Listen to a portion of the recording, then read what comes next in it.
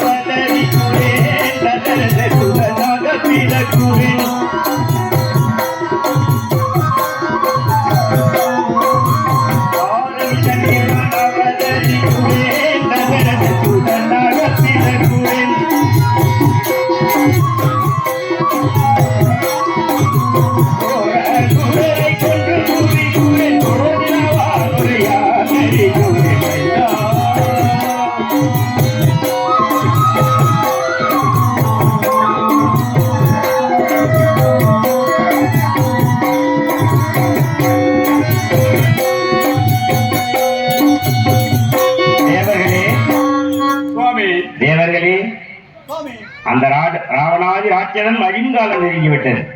அவன் மாத்திரமல்ல, அவன் குலமும் நாசமடைந்திருந்தான். நான் அயோத்தி மாநகரில் தசரத சக்கரவர்த்திக்கு திருக்குமாரனாக ராமநாமம் கொண்டு அவதரிப்பேன். எனது பாண்டியசன்யன் பரதனாகவும் ஆதிசேஷன் லட்சுமணாகவும் சுதரிசன்யன் சத்துருக்கனாகவும் எனது சகோதரர்களாக அவதரிப்பார்கள். இதனை மாநகரில் சீதை என்னும் நாமத்துடன் தோன்றுவார்.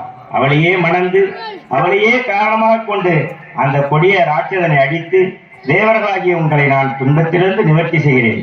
அப்படி என்றால் தாங்கள் எல்லாம் எப்படி வர வேண்டும் என்றால்? எப்படி வர வேண்டும் சுவாமி? எப்படி வர வேண்டும்? ருத்ரமூர்த்தி, நீ அனுமானாகும். அப்படியே.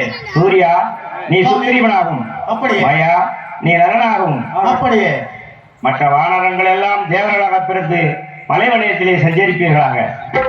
எல்லோரும் சென்று வாருங்கள். நான் பூலோகத்திலிருந்து பார்க்கின்றேன்.